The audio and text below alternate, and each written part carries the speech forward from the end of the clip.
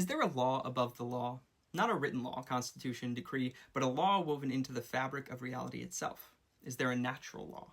Or is law merely the product of human will? This is an age-old debate, natural law versus positive law.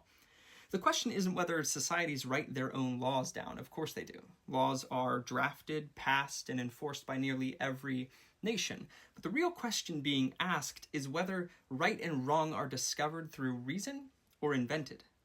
Is there an objective moral structure by which we can judge our laws? Or are laws merely whatever those in power decide? The natural law tradition stretches from Aristotle and Cicero to the modern age.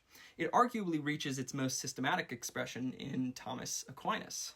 Aquinas argued that natural law is not a list of arbitrary commands, but the rational creature's participation in the eternal law of God.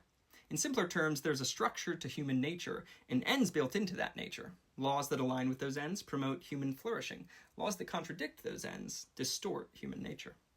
Natural law posits that justice is not created by the majority, but discovered through reason.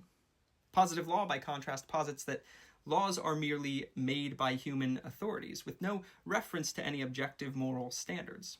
The crux of the issue for a proponent of natural law would be that if positive law has no anchor beyond human will, then might makes right. The law is simply whatever those in power can enforce. The American founders were deeply influenced by the natural law tradition. When Thomas Jefferson wrote in the Declaration of Independence, "We hold these truths to be self-evident, that all men are created equal, that they are endowed by their Creator with certain unalienable rights, that among these are life, liberty, and the pursuit of happiness." He was making a natural law assertion. Rights aren't invented, they're endowed by a creator. Government is meant to secure those rights, not to create them. And this is why the founders drafted the Declaration. The message to King George III was clear. If your laws violate natural law, they lack legitimacy.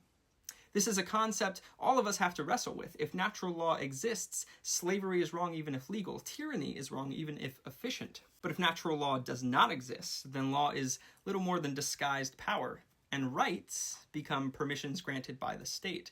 So here's the serious question. Is there a moral structure built into reality, or are justice, dignity, and rights simply fictions we create ourselves?